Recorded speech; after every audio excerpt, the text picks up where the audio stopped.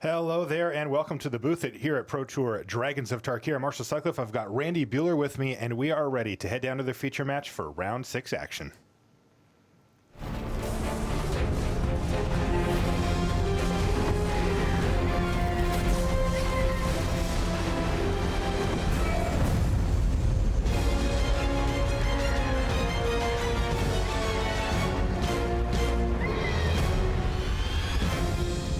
Hello and welcome to coverage of Pro Tour Dragons of Tarkir. I'm Marshall Sutcliffe in the booth with Randy Buehler, and we've got round 6 action underway. Owen Turtenwald needs nary an introduction, does Owen. 2011 Player of the Year, 2 Pro Tour top 8s, and one of the best players in the game. Currently going at #1 seeded on our top 25 pro rankings. His opponent, Stephen Madden from Ireland. Stephen, he won a PTQ in Dublin. And he went 2-6 in his only other Pro Tour appearance, which was a Pro Tour Journey into Nix. So, you know, compared to Owen's resume, not quite there. But he's sitting here toe-to-toe, and he's going to have to try to beat Owen.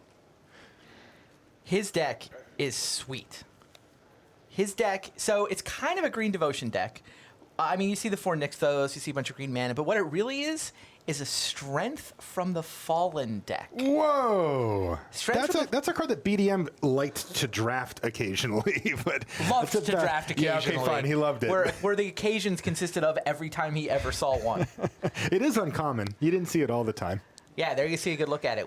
Whenever that or another enchantment enters the battlefield, target creature gets +X until end of turn. So 4 copies of that in Stephen Madden's list. Yeah, and X is the number of creature cards in your graveyard. So we're going to see Stephen Madden fill up his graveyard as quickly as possible, though, you know, he isn't the only one on that type of strategy. We've seen a lot of graveyard interactions already in the standard portion of the tournament. Definitely. Yeah, Satyr Wayfinders are just everywhere. Yeah.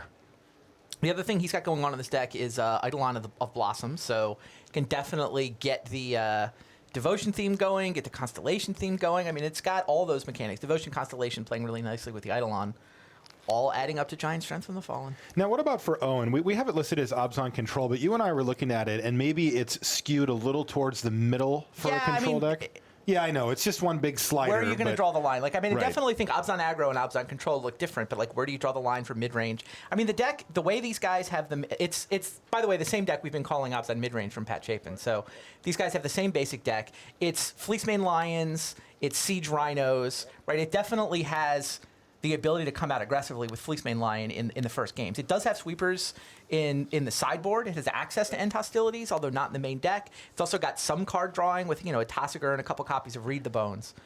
So, I mean, it's kind of last month's Obzon deck in a lot of ways. Not a lot of Dragons of Tarkir technology in here. 1 Ultimate Price is actually the only Dragons card. But you know what? Obzon was really good a month ago. And Obzon is still really good. #1 player in the world, 4-1 so far. He's happy to just go back to battle with Siege Rhinos. Let everybody else get cute and fancy with all of their dragons, and just going to stick to trusty Thoughtseizes and Siege Rhinos. Meanwhile, Stephen Madden is quickly filling up his graveyard here. He's already got a pair of Wayfinders on the battlefield, and he's looking at 2 Strength from the Fallen in his hand already, too. So this... You know, things can get interesting pretty quickly here once he gets trucking. You see there's a Nykthos Shrine to Nyx as well. And there's Strength from the Fallen. Owen is going to have to be like, wait a minute, that one? Target the Satyr Wayfinder. So that thing's going to get +4/+4. Yes. So it's going to get +4/+4 currently. There's 4 creatures in the yard. And there's another one here for Stephen Madden. And he's going to target the other 2. This is, what is this, 12? Right? All right, so Owen is going to have to use Obzon Charm Sure. to take down a Voyaging Satyr of all things. It was a really big Voyaging Satyr. And he's going to take 10 damage. Well, I mean, sometimes the 2 Wayfinders hit you for 10. Wow. So Stephen Madden, with the huge pressure, with a board that doesn't look like it could really provide it, does he have another enchantment to play? Yes, there's an Eidolon of Blossom sitting right on the top of his hand there. That's going to trigger both Strength from the Fallen. And draw a card. And by the way, draw a card. Yeah, this is pretty much what Stephen Madden's deck is supposed to do. Draw cards. 2 triggers targeting Wayfinders. Yep. Owen looks almost bemused. I don't think this is a matchup that he had a lot of No, testing against. he's not happy. He's not confused either. I mean, he understands everything that's going on. He can kind of piece together the whole list, I think, from the clues he's got in front of him. He's also pieced together that he's taking lethal here if he doesn't have anything. So kill the Wayfinder. he's going to ultimate price down one of the Wayfinders out of necessity and drop his life total down to 5. Meanwhile, Stephen Madden is sitting here with 5 cards in hand. He's keeping the heat on quite nicely. Commune with the gods. Sure. And here's Commune with the Gods now for Stephen. And he already found one thing that he wants to see, which is another copy of Eidolon of Blossoms. And it looks like that's the one that's going to win the day as well. He also managed to get another creature in the graveyard. Now, he could have done that first. Gotten another point of damage there, maybe even more. Yeah, I think he wanted to kind of see what Owen was going to do. He's a little worried about sweepers, potentially. Doesn't know if Owen has end hostilities in the main deck or not. No, I just mean this turn, right? You can just fire that thing off, see if you hit 3 or 4 more creatures into the yard, and then... No, you can. Yeah. But, I mean, he didn't... I think that if it hadn't been ultimate price your Wayfinder, he might have taken a different direction for his turn. Go. Okay, so this seems to be a very nice roadblock here for Owen Turtenwald. He's found Elspeth Sun's Champion. Now, because one thing we'll note about the Wayfinder and the Eidolon of Blossoms that are going to be attacking for a lot of damage is they don't have any form of evasion at all. Nope. Those soldiers just get right in the way, and Owen can just sort of hide behind the Elspeth until he can find a way to overwhelm Stephen's board here. You know, the downside of the strength from the Fallens themselves, of course, is that once the creatures die, they don't do anything. They're just sitting there doing nothing. And meanwhile, Owen Turtenwald's cards, all of them are going to proactively affect the game. So he can pull ahead. The question is just, can he stay alive long enough? And currently it looks like he can. Now, you know, we should double check here on Madden's deck list, which I'm going to pull up in front of me here, but looking to see... Yeah, no, he's just, I guess Nylea, God of the Hunt is his main way to get some big chunk of damage here.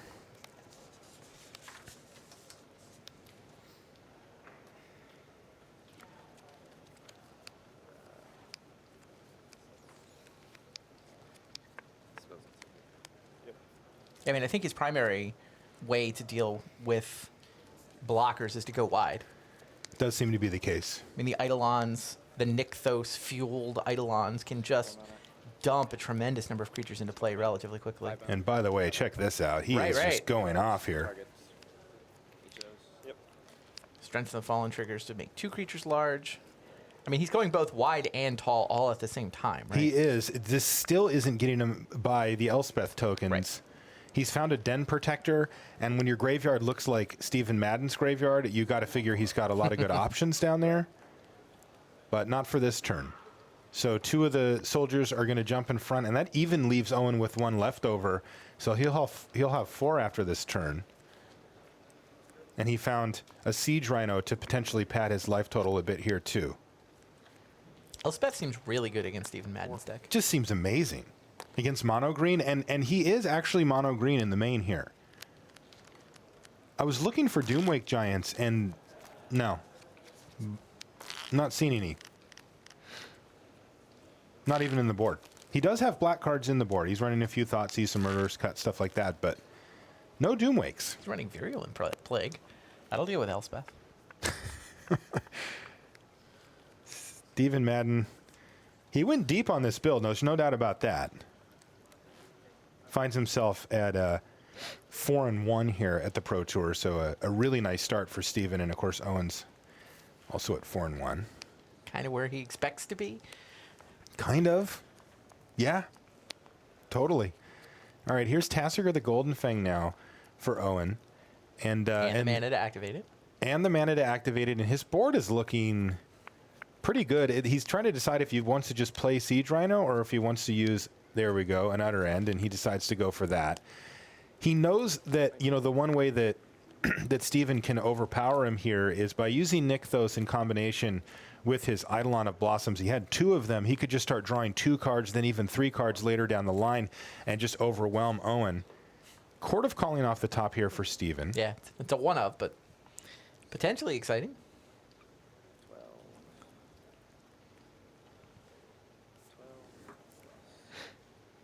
15. 4. Yeah. Math is happening.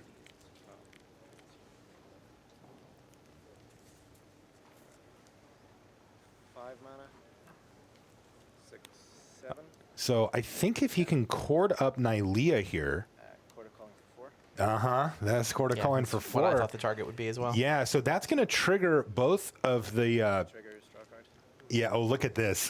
He is now going off. The main thing about Nylea is that it's going to give other creatures that he controls trample. And that's going to make those tokens a lot less effective, especially because he just just triggered his enchantment twice and also drew a card. And trample actually happens, and that's going to do it. Stephen Madden takes down game 1 against Owen Turtenwald in pretty overwhelming fashion. That was great. All right, we'll be back right after these messages. The new Magic Online only Tempest Remastered set combines the best of Tempest, Stronghold, and Exodus into a brand new draft experience with events beginning May 6th. Sign up for Magic Online at mtgo.com. Are you new to Magic or know someone who is just starting out?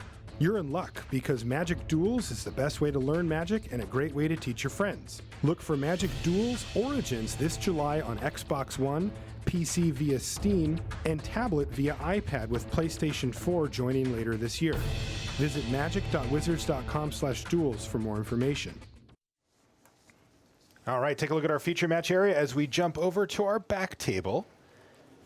Well, we Remember have how we said there were some cool decks in the room and some things coming flying out of left field that maybe we weren't expecting to see? Yeah, we got a little of that here. We got Justin Cohen versus Ben Friedman. What did they bring to the table? Justin Cohen, this is Team Ultra Pro, and not the entire team is on this, but more than a couple of the guys on this team are on a bees deck.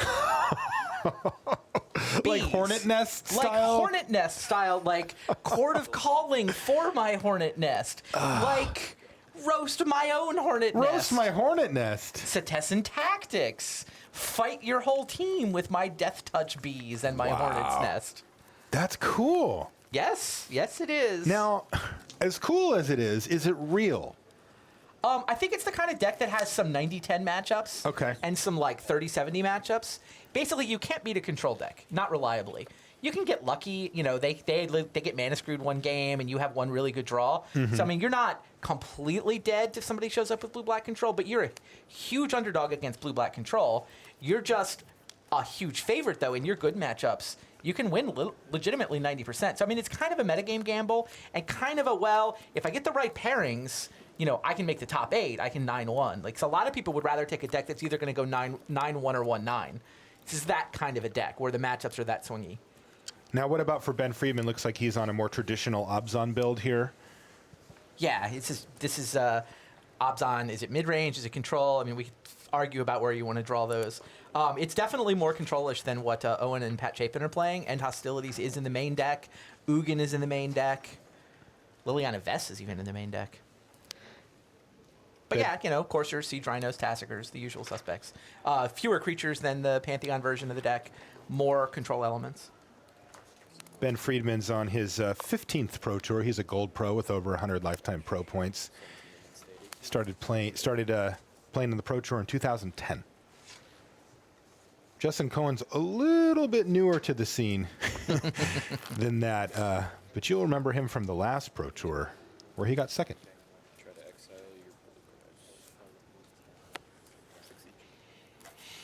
Sounds like Eric Froelich is up a game on the back table against Andrea Mengucci. Those guys are 5-0, right? That's correct. They are 5-0. Also at 5-0 is Michela Ancona versus Patrick Chapin, and Michela has picked up the first game. Yeah, Pat's been losing game ones. He hasn't lost a match yet. Well,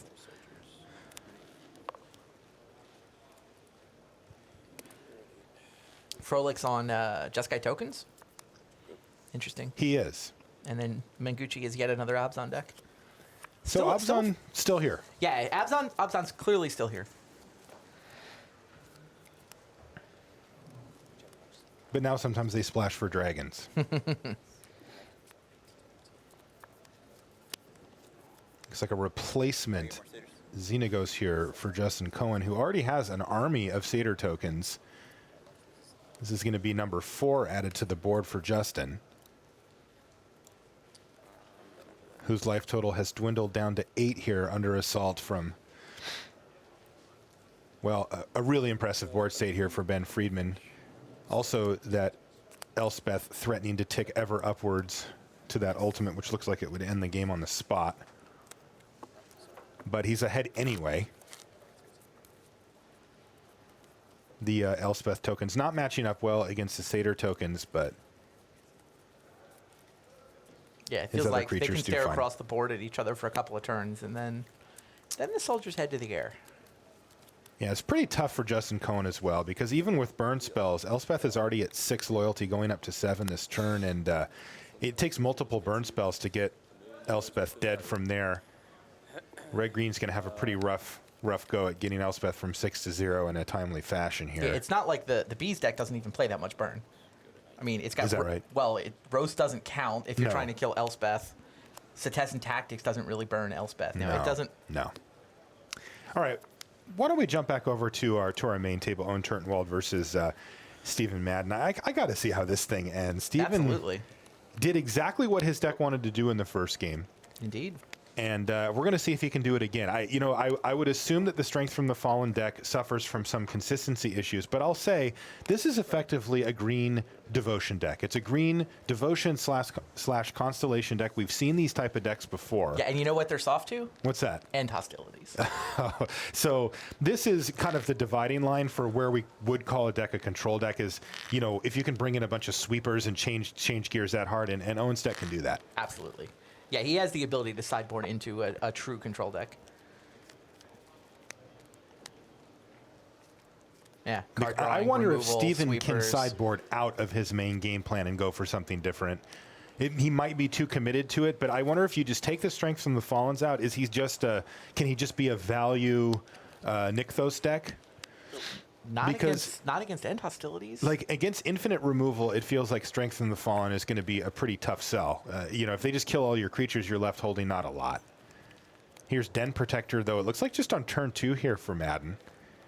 I mean, he can bring in Thoughtseize and attempt to attack Owen's hand and try to grab the sweepers before they can get cast. I think that's the plan. Okay. But unfortunately, though, it does leave him stuck with some pretty not impressive stuff, right? He's playing Commune with the Gods. When you show up to the Pro Tour with a Green Devotion deck, you're basically planning to not run into End Hostilities decks. Like, that's just, the deck is great against anyone who's trying to, fight you with creatures, summon their creatures one at a time. You destroy them mana-wise with the Nykthos. You destroy them on card advantage with your Eidolon of the Blossoms. Just overwhelm them. Yeah, I mean, that's plan A and also plan B. And Strength from the Fallen lets him go vertical in addition to horizontal. Sure. He's got 4 Strength from the Fallen. Very committed. Believe he just drew one. Yeah, or not drew one, but got one off the Commune, which he did. Yeah, I don't think you can take those out. I don't think this deck has the ability to transform into a different deck. Okay. So he's just going to have to muddle his way through here. Den Protector, unfortunately, not able to attack here for Stephen, as the Courser of Crewfix is going to hold it back as he passes the turn back to Turtenwald. Owen surveying the scene here. He will have pieced together exactly what Stephen Madden's deck is trying to do thanks to game 1. And he's going to try to find a plan. Interestingly, puts both on the bottom. 17. Perhaps digging for lands here, 18. which he has now found one on top of his library, and also took one into his hand off of Read the Bones. He also got a Hero's Downfall in the transaction.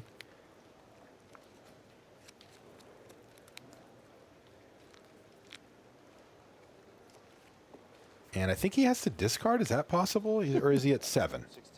He's got a full grip. Yeah, he's at 7 cards in hand, passes a turn back. He's going to decide to attack with his Courser there. What do you make of that, Randy? Does he just think it's going to die anyway? Is it the Strength from the Fallen is going to allow an attack anyway? Remember, he saw that his opponent has it. Mm-hmm. So basically, Stephen gets to play Strength from the Fallen, pump up his Den Protector, and crash past the Courser anyway. So Owen's just like, well, I might as well get in for 2 damage then. 16. You know, unless he was planning on chump blocking, which seems unlikely. All right, here we go, though. 16. Go ahead. And this is interesting because it actually allowed Stephen just to play his own Courser and just not even bother with the Strength from the Fallen. He can do that later. I mean, Owen's not that worried about taking 2 damage here. Not the 2, but he would have taken quite a bit more there. I think there's 2 creatures in the graveyard. It would have been 4 damage. But it's more mana efficient here for Stephen to just play Courser of Crewfix, especially now that we see the Eidolon of Blossom sitting on top of his library. And he's going to ship the turn back.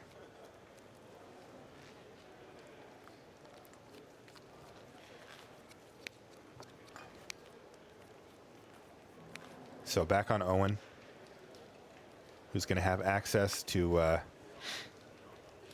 the full 4 mana here plus a tap land. Downfall. And he's going to Hero's Downfall 14. and Rumble. He's got Stephen Madden down to 14. So Courser Crewfix hits the bin. 17. And a land for Turtenwald before he passes his turn back. So you got to feel like if you're in Stephen Madden's seat, you got to start making something happen here because Owen is hitting his land drops. He has all of his colors. He's managed to keep your board pretty well mitigated, and he's got like 5 or 6 cards in his hand. So Owen's also representing a race, right? Leaving that plains totally. up is definitely something that I'm sure Stephen has picked up on and is worried about. Doesn't look like Owen has one in his hand, but he does have access in the 75. yeah, Strength from the Fallen would get a trigger anyway, 1 trigger, yeah. but just the 1.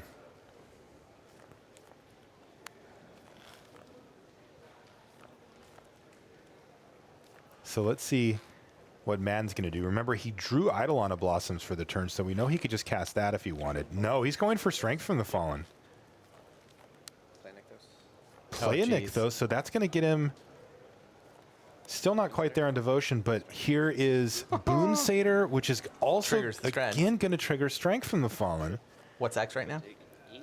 I believe it's 3. So that's 8. I go to 9. Pass turn.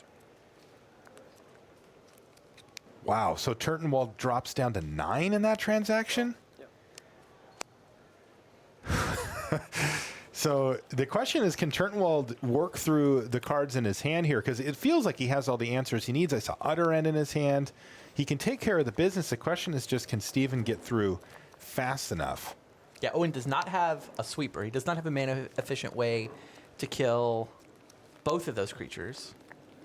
He can, and the 1-for-1 answers that he does have in his hand are a little on the mana-intensive side.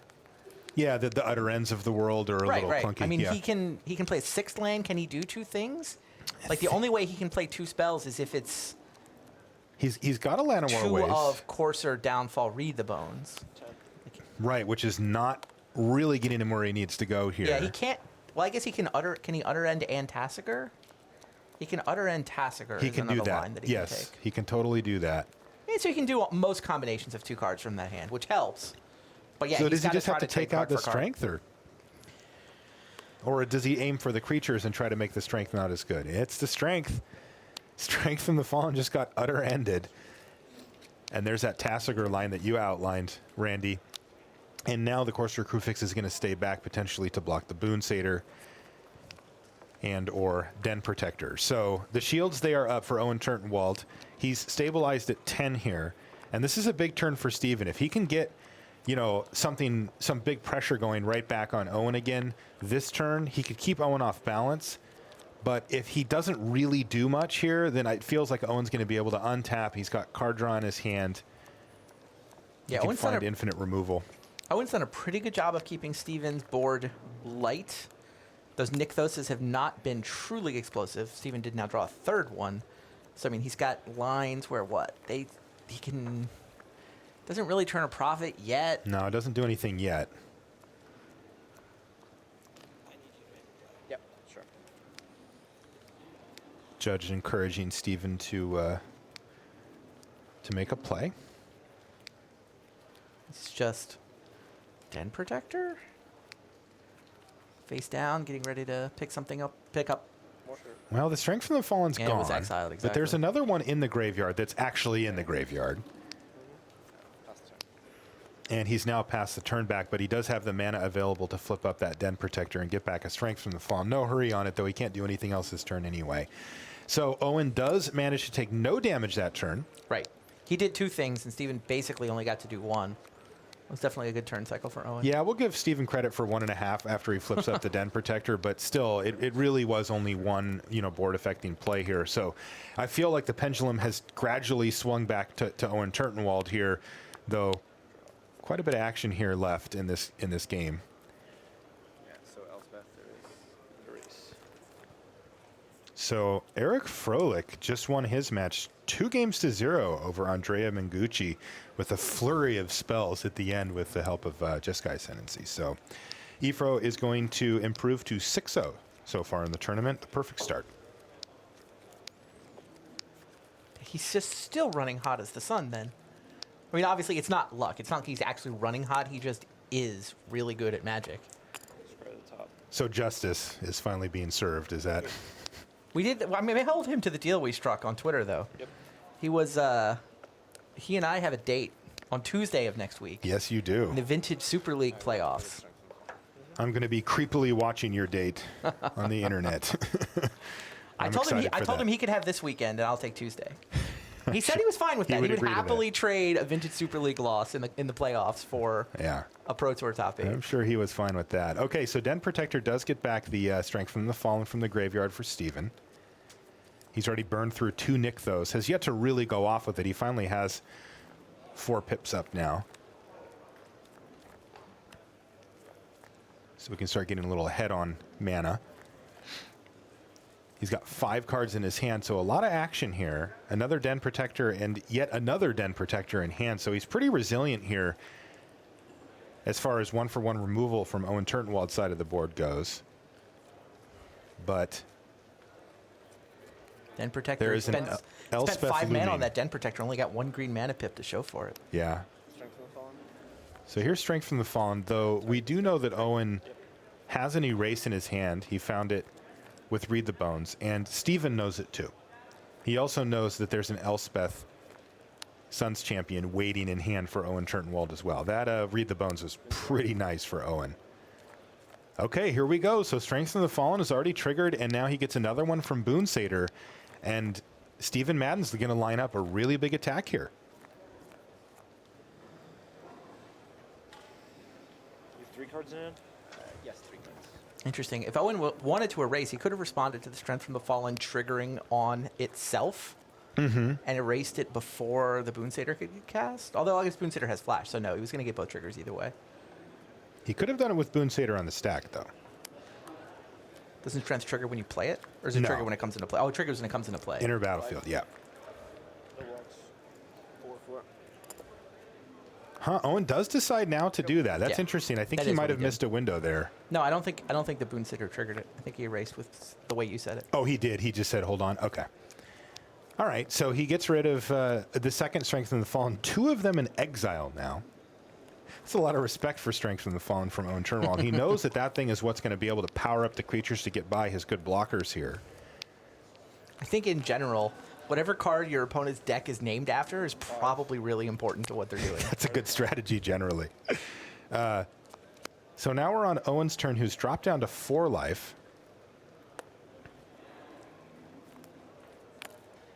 He's got that Elspeth. That would be the obvious play here, though. Owen is lining up potential lines of play where he plays 2 spells from his hand this turn instead. Yeah, he's going to take that line instead. So here's Courser of Crufix, number 2. And he's left up 4 mana here that Stephen Madden's going to have to respect. Yeah, Owen's In this case, I believe it's a hero's downfall that he's got. Owen's done a great job this game of sequencing his plays such that he could just do 2 things every turn and sort of do the thing this turn that allows him to also do 2 things next turn. And Yeah. as a result, he's been able to trade 1-for-1 with Stephen Madden and kind of get ahead. I mean, I wouldn't say he's ahead, but he's not falling behind. No. And I don't know. The thing that I want to know is, so Stephen Madden just played Eidolon of Blossoms, and he has 2 Den Protectors in hand. Ooh, and he just found another Strength from the Fallen. Can Stephen Madden's card advantage engine keep up? Eidolon of Blossoms can definitely overwhelm, and then the Den Protectors getting those back can do the same. Right, but the way Steven's played this, he hasn't really moved in on the Eidolon of Blossoms. He's sort of done the more immediately powerful things rather than investing in this sort of long-term card advantage. That's right. And, I mean, Sure.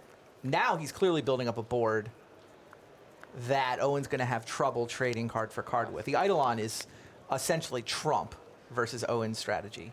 I mean, can Tarkir keep up with Eidolon?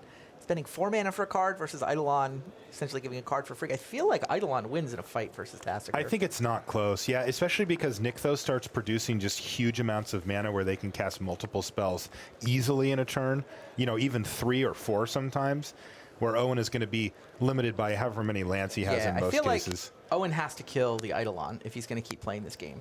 Now, what he'd really love to do is, I got to imagine the end hostilities came in from the sideboard. I Yes. just would be shocked if they didn't. That seemed like they're there. Not that you're expecting to run into a Strength from the Fallen deck, but Did you plan that? I did not. But I mean, they're there because you know you're going to run into Devotion decks. Mm-hmm.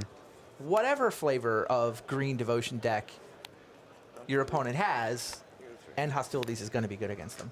Ben Friedman has picked up his match against Justin Cohen on our back table, 2-0, so Bees did not get it done. not going to get it done. 5-1 now for Ben Friedman, while Cohen's going to drop to 4-2. Meanwhile, Owen Turtenwald found another Read the Bones there off of that Tarkir activation. And that got the end hostilities into his hand.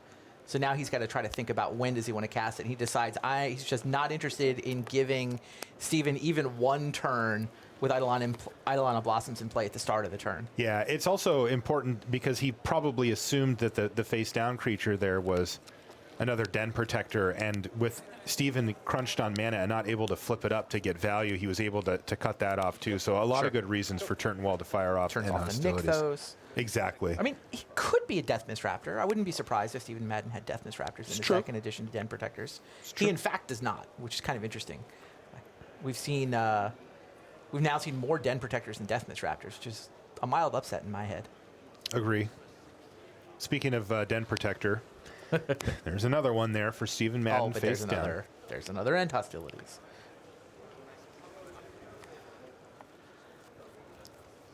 So the Elspeths, that's plural in Owen's hand, are going to do their job here of finishing off the game, assuming that it goes long enough to get to that point. And it feels like Elspeth is going to be able to overwhelm the board before Stephen Madden can get going, thanks to basically having no devotion. Yeah, you know, here's Den Protector. He can sort of get the engine rolling again, but it's a little slow. It's a little slow when Owen gets to play Elspeth, make a bunch of tokens, and play spells in the same turn thereafter. Attack. Oh, just a bold attack here from Madden with his 3/2 Den Protector. Now, I don't think that the Courser can block it, right? 2 counters. It says creatures with power less than Den Protector's creature can't block it. So no available blocks there. Obzon Charm changes that Unless math. you got an Obzon Charm. So Turtenwald, knowing that Stephen Madden doesn't have any removal here, is just going to make his Courser bigger and then block, nullifying the ability from Den Protector and then the Den Protector itself.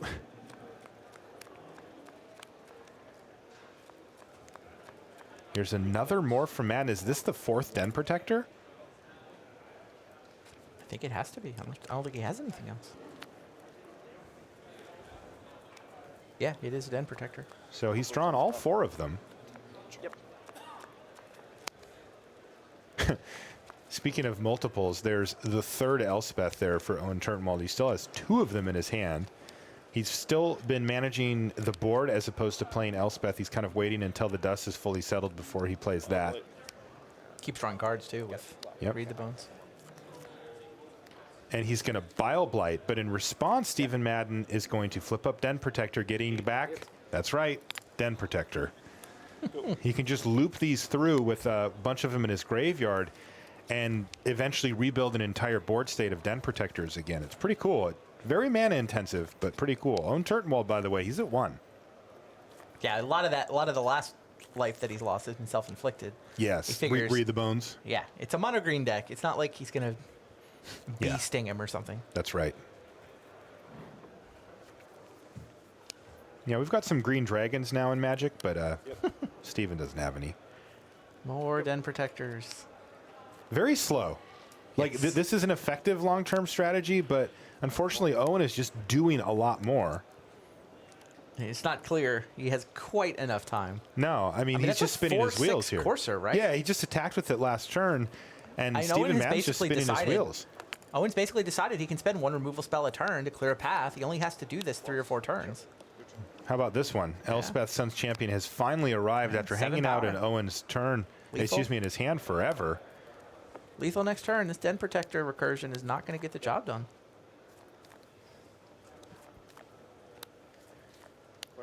Yep. Go.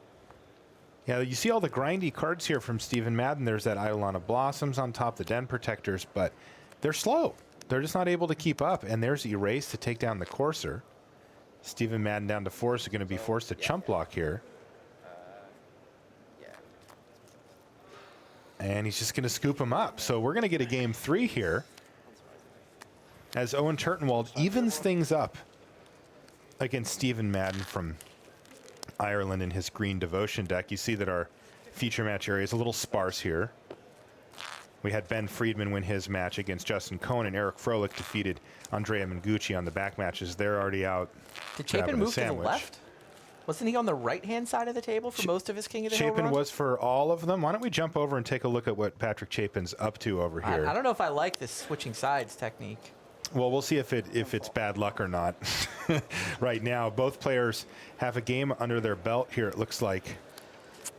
And no relevant permanents to speak of here. Just lands pretty for early in these Game players. 3. Chapin did force Game 3. That's what we're looking at now. I mean, it looks like it's early, but I see that Chapin's at 30.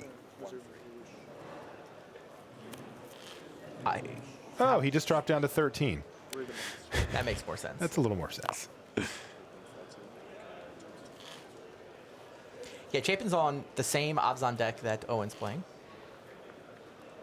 Gotta wonder what Chapin thinks when everybody's playing Read the Bones now. He's been on that card forever.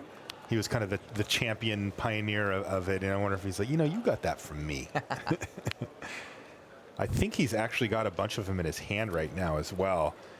And thankfully for him, under no pressure currently, Fleecemane Lion off the top. Chapin, who's not afraid to play a brew at the Pro Tour, did not go with the subsection of Team Pantheon that showed up with Soul Flayers and Chromanticores. He and Owen are on the more sort of conservative, safe, traditional Abzan side of the team. Yeah, this is where Chapin likes to be these days. This is a very prototypical Patrick Chapin deck. He played Gurmag Angler at the last Pro Tour. He's still the innovator. No, I think that was a departure from his norm. I think his norm is now Read the Bones, Coursers, that kind of Fleecemane stuff. Lions. Yeah, which, by the way, he has in his hand. Like, Fleecemane's his little buddy. Now, Elspeth, Sun's Champion, not so much his little buddy, and Michaela and Kona is looking to take over this game, which we've been seeing that. It turns out that Elspeth has looked great. Elspeth, still fantastic card. Sometimes you don't need to get clever and play roasting your Hornet's Nest. Sometimes you just need to play Elspeth, Sun's Champion, and take over the game from there. And this is starting to get desperate here for Chapin, as he's going to need to find a way to take down. Yeah, he's going to need a downfall and an untapped land to make that work. Right now, he's resolving his scry here. Times are desperate when you're not sure you want the Siege Rhino or not. Yes. He does have the untapped land with the Llanowar away, so that part's taken care of, but no downfall. Still going to take the Rhino. And he's going to draw duress to go with duress. And there's the downfall. If he would have shipped the Rhino, he actually would have had it. Is that going to come back to bite him? Is getting it a turn later going to be good enough here? Unclear. It is unclear currently.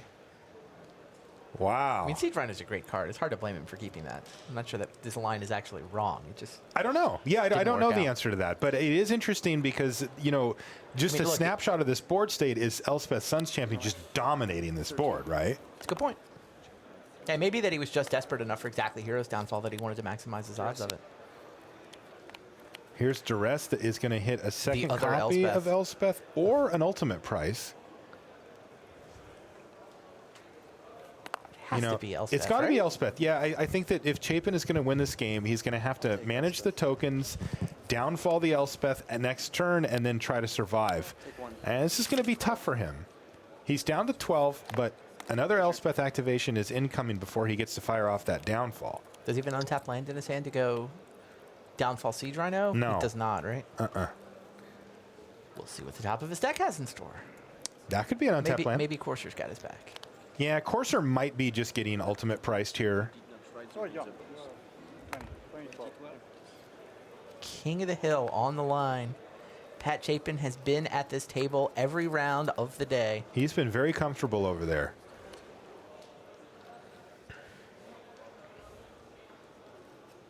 Courser of Crewfix for Michaela, so we're going to get a chance to see what he's got going on top of the library. It's a pretty important qualifier weekend for Pat, right? He's got to get back to Worlds. I'm sure that's goal number one for Mr. Chapin. It is absolutely his number one goal, not just on the Pro Tour, but in life. Very few people have devoted themselves to Magic the same way that Patrick Chapin has over his career. Okay, so down goes the Courser of Crewfix, thanks to that ultimate price that was left in the hand. Yeah, it's a good play for Ancona, and he's going to attack. One of his soldiers is going to get eaten, but he's going to get in for a couple of damage and replace those with 3 fresh ones. And now it's going to get tough for Chapin. He's going to have to take care. Replacement Courser's not bad. He gets to go replacement Courser plus downfall. Oh, yeah, that's good. Oh, hello, friend. That'll clean things up. It will, though he's a bit off from it, only on 6 and not hitting his land. And there's downfall to take down Elspeth. So Chapin hanging on here. He's close enough to stable? I think he is too. He's facing down 5 tokens and a Courser, and he's got 2 blockers here. Meanwhile, Madden is going off with strength in the upper corner, isn't he? He certainly is. Turtenwald's life total down to 10 already with no available blockers. Looks like there was an erase, and now a Thoughtseize is going to clear away any removal spells as well. Wow. Stephen Madden going off. Falcona, though, Shifting my gaze back down to the main big match here on the left side of your screen, I see that Obs on Charm clears away the Fleece Mane. That's right. Fleece Mane gets Obs on Charmed, and in comes the team here for Ancona, who is going to deal 2, 4, 6 damage, dropping Chapin down to 4 and making the 2 copies of Read the Bones in his hand look a lot worse. Yeah, no longer stable. That Obs on Charm, that was which I huge. guess we knew was coming from the Courser. Yeah, we need to see a few lands here for Chapin if he's going to be able to survive this onslaught. There's one right there. That'll bump him up to 5 and get him a land drop he wasn't going to get this turn. His hand is Siege Rhino. It's Siege Rhino and a pair of... it's Ugin, Siege Rhino, and a pair of Read the Bones. So he's 1 mana short from getting Ugin down. Yep. So, but Siege Rhino's great. I think he's going to be stable buys here. him a turn. He needs the 8th land next turn. Yeah, is what now it looks like to me. Right now, the downside here is that so he's going to bump up to 7, but Michaela is drawing another Obzon Charm, so he can get rid of Siege Rhino and then attack again, which would token, not be lethal. Yeah, take 5, drop to 2. He could also, of course, block the Courser if he wanted to take 1 less damage.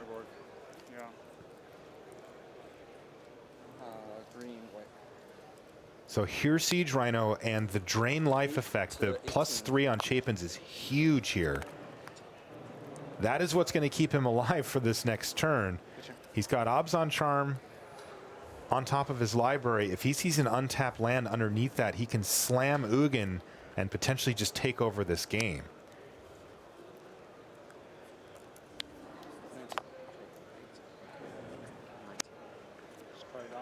If he doesn't find the land, though, he's in trouble. He's in big trouble. Speaking of big trouble, Owen Turtenwald extends the hand. Wow. Strength from the Fallen. Gets the job done. Wow. Wow. Stephen Madden flexing his enchantment muscles up there. Strength from the Fallen indeed. And he picks up his match 2 games to 1 over Turtenwald. He's going to be thrilled with that. 5-1. Owen falls to 4-2. You can see our King of the Hill match here is our last match in the feature match area. And meanwhile, Obzon Charm, as predicted, took down Siege Rhino. And in comes the team. Chapin could consider just blocking the Courser if his plan is that he needs to hit a land here. Now, it's not going to matter anyway because they're all going to be gone. But if he can survive an extra turn this way, and he's going to drop to 3, which is going to give him just enough cushion for a Read the Bones, but a risky one. Can't read into Ugin. Cannot do that. So, yeah. So Really this is wants to see huge. a land. Untapped land on top of Chapin's library is going to be massive here if he can hit it. He's not at 8 life. He's at 3. Holding the Spirit Dragon. Ugh. 17. So you have 7 minutes. Yeah, I know. I am on eating. I will go on eating. Sure. Kona cracks a fetch land. Yeah, he's got plenty of life total to work with here. His problem is not lands, nor is it life. It's looking over at Patrick Chapin's board and seeing what he hits, specifically the top of his library. All eyes there. And Kona has Tassiger as his last card. Can he... He can't actually activate Tassiger this turn, can he? Looks like he's just got the 4 lands. He cannot. And it makes sense not to play it here. You don't want to feed it into Ugin. No. Okay, so this is huge. Can Chapin find an untapped land? Yes, he did. Caves of Koilos means that he gets to play Ugin and completely reset the board. But, oh, by the way, he's the one with the Planeswalker left over. Just 1 card? Yeah. And here's the obligatory pre-Ugin attack. And now we've got a real game on our hands here. This is not over yet. Ugin is going to be -3.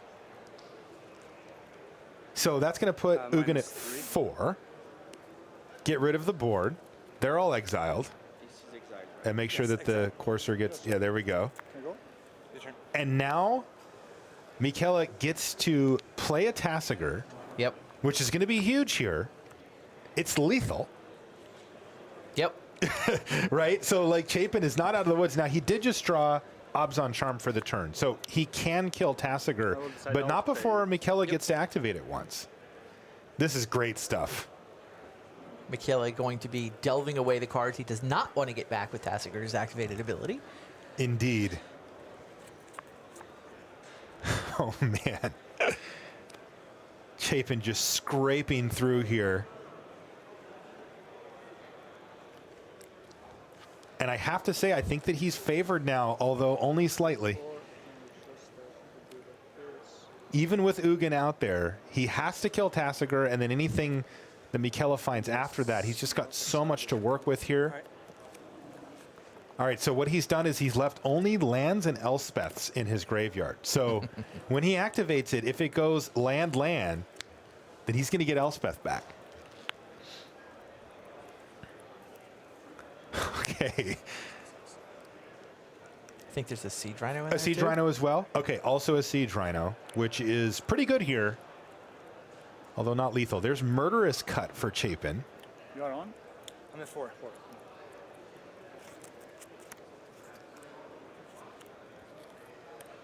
And is there also a Tassiger there? Tap for black for board. I believe that Chapin's going to play a Tassiger himself here. Looks like it. He's going to delve and set up his graveyard. Oh, man. Maybe it's just Murderous Cut? Let's see what he does. Murderous cut. Murderous Cut. Okay, Murderous Cut's going to take down Tassiger, but not before Ancona gets a chance to activate it. So let's see what he hits here. Siege Rhino and a Lance. So it's either Siege Rhino or Elspeth, and Chapin immediately gives him Elspeth. Okay. Well, Siege Rhino, if Pat wants to read the bones, then Siege Rhino would be lethal. Absolutely lethal. Ugin can keep up with Elspeth, sort of. Deal 3 to you. All right, take 3. Your turn.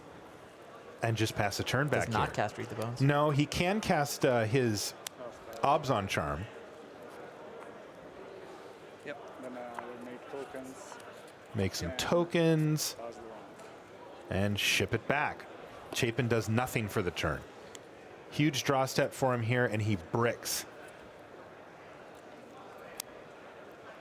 So are we going to see Ugin start to clear away the tokens here?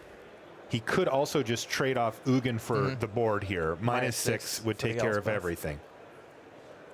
And leave Chapin on 4 life. And probably 2 life after a Read the Yeah. Bones here, because it's desperation time. He needs to find some action. Read the bones. This is a sweet game. Elspeth of his own. I'm drawing them both. Oh, okay. Well, since Yeah, comes since up they with touched your land hand, you Elspeth. drew them both. Yeah, and land Elspeth. 0. All right, so he's going to use 0, -0, which is going to take out all the tokens here. And then he's going to play his own Elspeth. And now we have a good old-fashioned Elspeth fight here. But One of the Elspeths has a teammate. friend. Yeah. Wow, this game is sweet. And Kona has Chapin down to 2. A Siege Rhino would be lethal. Does Chapin have a way to gain life back outside of Courser? Curious about that. If a Siege Rhino just ends the game at any point now. I don't think he does.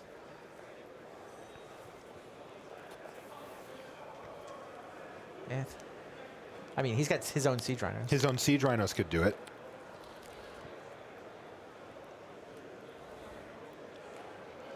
But he's not finding anything. Both of his card draw spells in hand leave him dead. He's found a Johnny Mentor of Heroes on top of his library off of the Temple of Malady I there. attack Elspeth with 3. He's going to attack Elspeth. Chapin rumbles for 3. I think he's okay either with the block or with getting the 3 loyalty there. Yeah, because if he does it this way, he actually gets to plus his I'll Ugin. make 3 tokens. Yep. Now he gets the tokens back, and now I will Ugin kill gets to 3 go up. And So he's it's actually 10. just ignoring the other Elspeth here. Your turn. They've got 30 seconds left on the clock before they're going to hit the 5-turn rule. So the players you see are playing pretty briskly here as this Elspeth goes up to 7. And now Ugin, being at 8, is going to be able to wipe away all of the Elspeths and potentially leave Chapin with an Ugin and an Ajani Mentor of Heroes. But he needs to close out this game. This is end of time for you. Okay, time has been called. This yeah. is now turn 0. Turn 0 of 5. Chapin's got to win this and 2 more turns for him.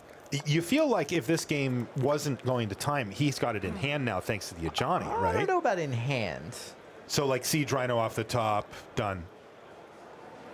Also, don't forget, if the game's a draw, Chapin keeps King of the Hill. Okay. He wants to win the game, How obviously. about a match win? How does that?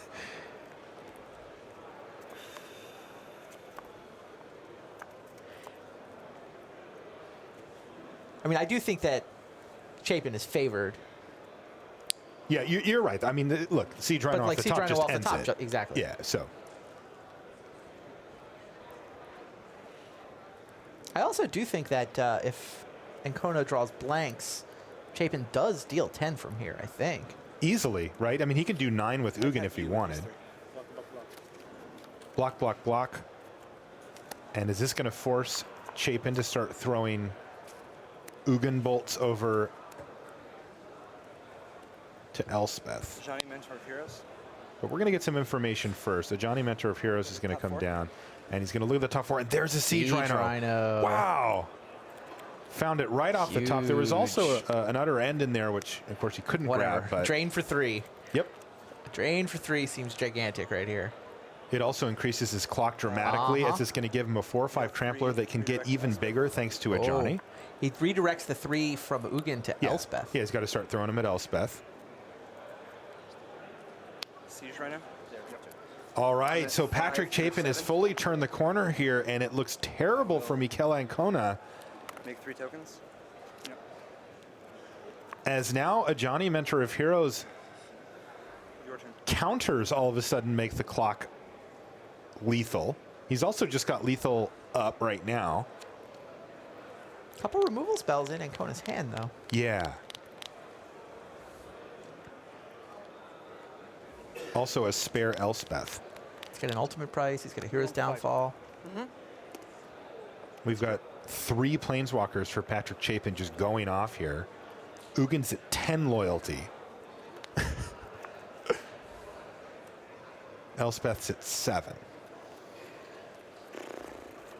Yeah. This is turn 1 I don't know of if you extra turns. Caught that reaction there from Mikela, but Yeah, that he knows seems he's falling correct. behind. Yep. Elspeth is on the verge of ultimate here for Patrick Chapin as well. 7 is the amount Ankona's going to go needed. down. Uses his Elspeth to kill the Siege Rhino. Here's Downfall. Feels a little overloaded. Yeah. Too many targets. Yeah, Elspeth Sun's champion threatening lethal. Ugin threatening lethal. Or excuse me, ultimate is what I meant to say. And a Johnny just ticking up over there as well.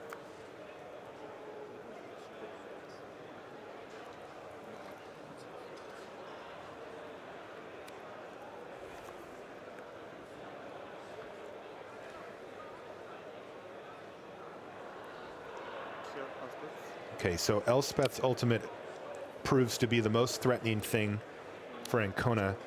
So he's going to kill Elspeth, and now he's going to play his copy of Elspeth. And remember, he's got the emblem. So those are huge. Those He are has going to an be emblem? 3/3. Didn't he minus it? He minus the Elspeth to kill the Siege Oh, Rhino. sorry, excuse me. Right. Okay, so he's just treading water here with 3 1/1 soldier tokens facing down Chapin's, which can get a lot bigger thanks to a Johnny.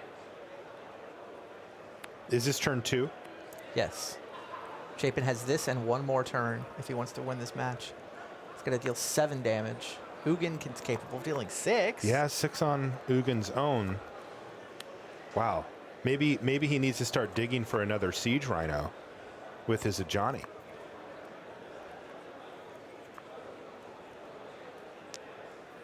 Yeah, how does he manage the... He's down to his last 3 Elspeth tokens, right? No longer has an Elspeth. He's also got obs on Charm. He does have the charm. He I mean, the also, +1/+1 counters can potentially... yeah, same thing with the Ajani Mentor of Heroes. He can make all of his 2/2s right now. Wow. It's 10.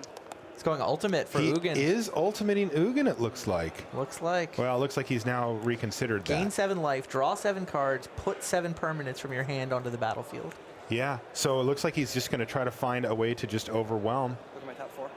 Yeah, may as well do a Johnny first. He wants to see what he gets with a Johnny. And the answer is not a ton of... Oh, well, Wasn't it that was a Tassiger? Tassiger, I think, I think it actually. was Tassiger. Yeah, I think you're right. Yeah, sorry. Um, I'll show you my whole hand. Oh, yeah. He's seen these 2 cards already. all right, so there's a little discrepancy here because Well, he was Chapin is supposed to supposed to reveal the card reveal from the the card, Johnny. and he didn't. He just put it directly in his hand. You put a card in your hand, which you had to reveal to prove the legality of the play. This is a... I didn't have my hand picked up yet. I was setting it down. I completely understand. Well, I understand you are going to appeal this ruling. I'm going to make the ruling that I believe is correct, which is this is game rule violation, because in this particular case we could not check the legality of the card you put in your hand directly without revealing. We are upgrading the penalty from a warning to a game loss. Really? And well, this is my ruling, and you are free to appeal to Ricardo. Absolutely. Does it not mean anything that it wasn't in my hand? It did touch physically your hand, which is the I didn't know the cards in your hand. From course. which is No, which those is the- cards I didn't know. Stop. Oh, sorry. I understand.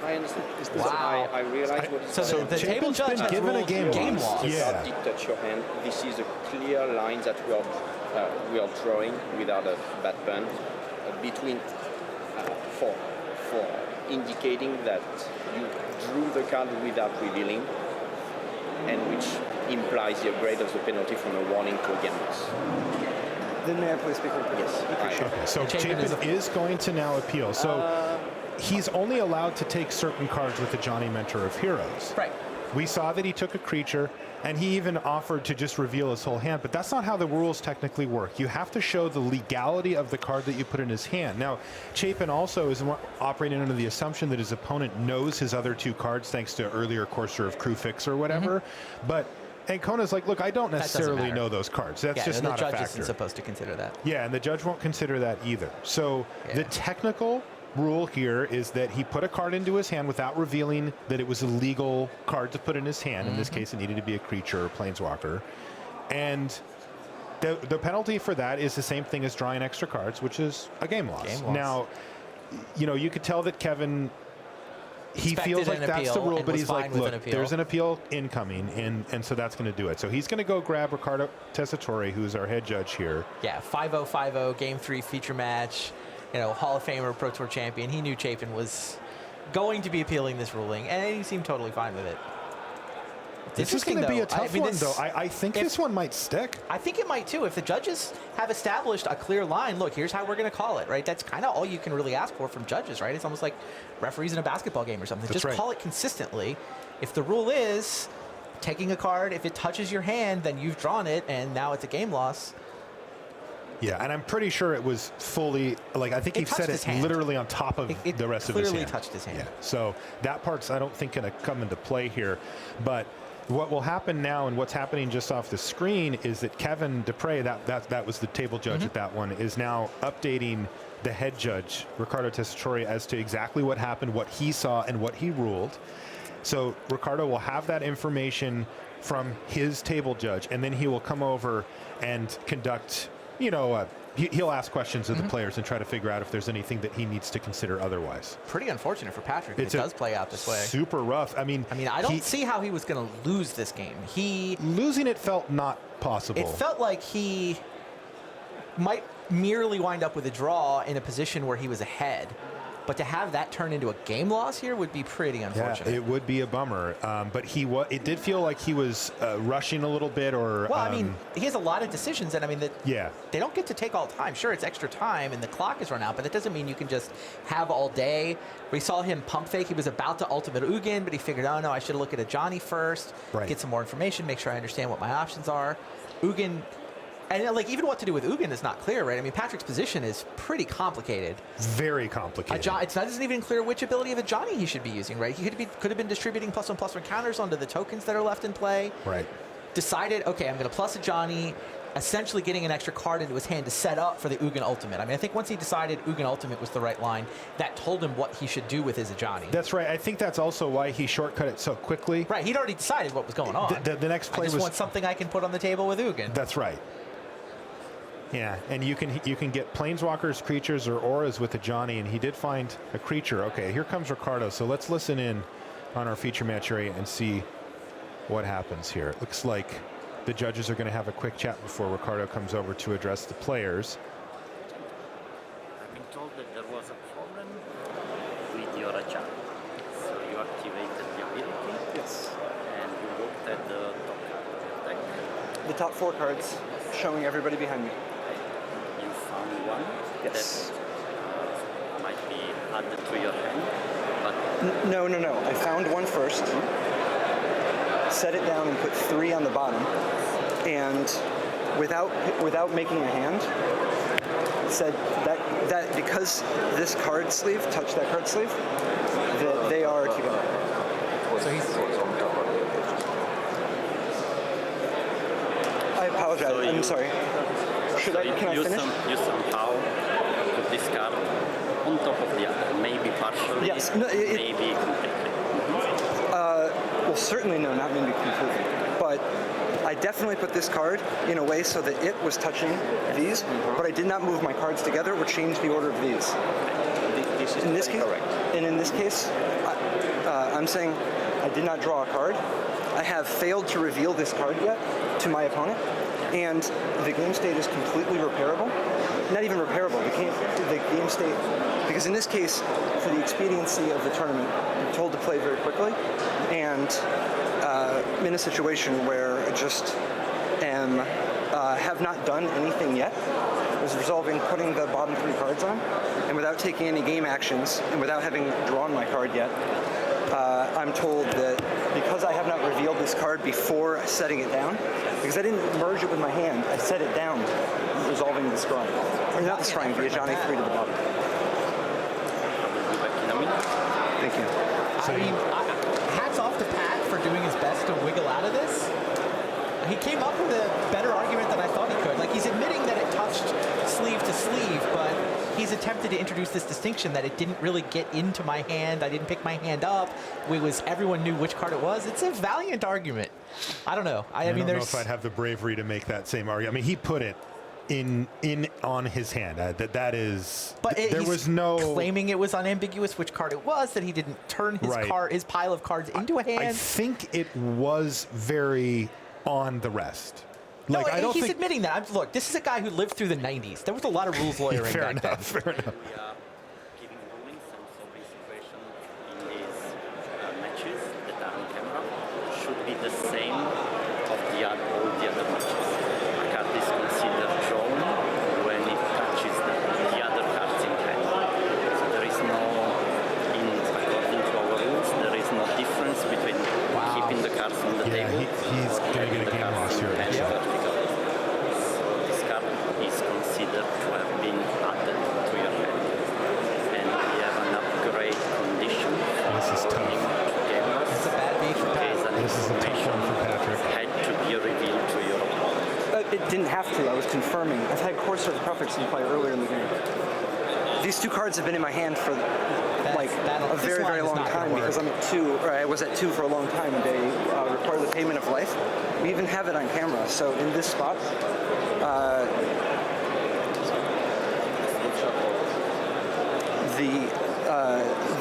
they did not have to be revealed. I was confirming to try to save time because they didn't even change order. And so I guess I'm asking, because in this case, the order was not changed, there's not the potential for abuse, the information is known in the interest of the tournament we've been trying to play very quickly, that... These are the 2 cards you drew with Read the Bones after Yugen Ministry and cut the curses away. Because I didn't know them, because it was zeros down for the other things. No. The 2 cards were Windswept Heath and Elspeth. I didn't see those cards, and they were not revealed because they were, I guess, there are the cards either you had from before, because I never took sides you or Duracell, or you drew after with the cards with Read the Bones. You did after Yugen Ministry, all the curses away. Well, actually, I didn't know those cards anyway, just if that was going to fly. That's correct. You went on 4? Yes, I had gone from 7 with the Rhino. Information to help you. I think there was a 7. Realize how It was a 5, yeah. There's a 7. Yeah, it's okay. it's possible that your opponent doesn't know what this card is. we have it on tape. The fact that it's on tape, Ricardo started this whole thing saying in any event, the rules don't work differently in the feature match area. nothing has changed order. They never consult the tape.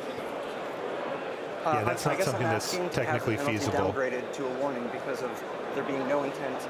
This being a situation only because of trying to make the tournament go quickly, and there not being the potential for abuse. I see your point, but still I must. You do not have the ability to downgrade it to. I must apply to this. But you do not have the ability to downgrade it to. He's not gonna. I have to apply to this. Ricardo's tough. He's not going to... If the judges have made a point of having consistent rulings, he's doing the right thing. Yeah, it is really tough for Chapin. You can understand his frustration. Position of the pen, Agreed. vertical or horizontal. But I think this one's going to stick. So, I mean... So I need to keep moving according to our official documents. In this spot, can we not look at the tape? Nope. Yeah, this has come up a few times, and we can't do that. An official rule that says that we should not use. Yeah, they never look at the tape. That's just not a thing that ever happens. It's a precedent that you can't set because it makes the feature match area special compared to the rest. I think it's correct to just never look at the tape. Some people don't get to look at the tape, and some people do. That's not fair. There's no way that it can be downgraded. It is not within Says he's not going to downgrade it.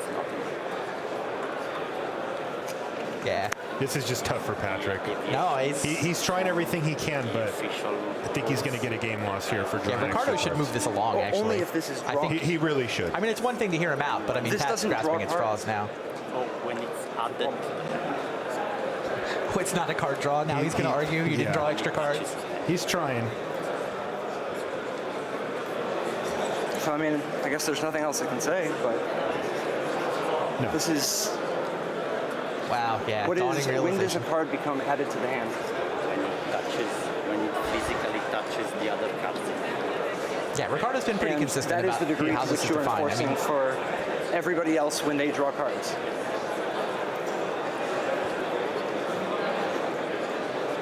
wow. So Pat Chapin is going to pick up his first loss of the tournament. Do I have any recourse in this action? He's going to lose Right the in King of this the moment? Hill. There's nobody else to appeal Even to. if I disagree with what's going on. I mean, with the Ricardo's judge, and trying to give him There's nothing else I can do. Time, but yeah, he's done. What is he going back to? Well, so Chapin said, is there anything else I can do? Can I appeal to anybody else? And Who's he going to appeal to? Richard Garfield?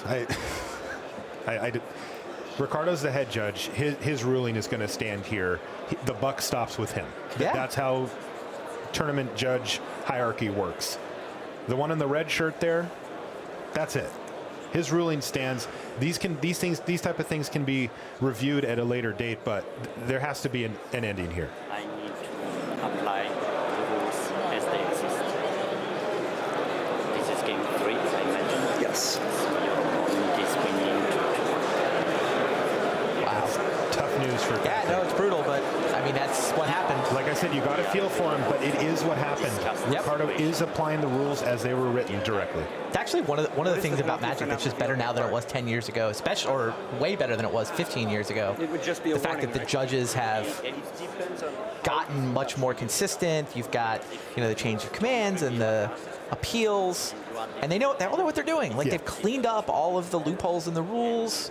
You can't really... Is not the intent of the rule when the information is necessary in order to... Yeah, I mean, Pat's grasping at straws. Like I said, yeah. he did grow up in an era where And you the could talk information the is not judges into all necessary kinds here of crazy things. because the order did not I think change like anything. I watched one of his matches earlier, and I'm he saying, had a like, judge even call if on his you- even opponent if you're saying this because it was not who my tried to intent shortcut playing a land merge after them, playing Seder even if you want Wayfinder. to say He was that like just land touching go, alone but he said is- go and then in this played his case, the land, order has not changed. and they Okay. were like no. So the ruling's a game loss, so they're just chatting about it, but the ruling has been set.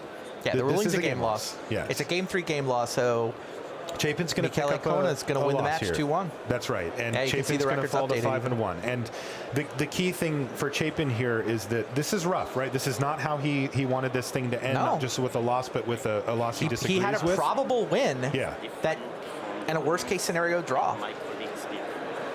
I have not the authority to give a ruling that is not authorized. I will.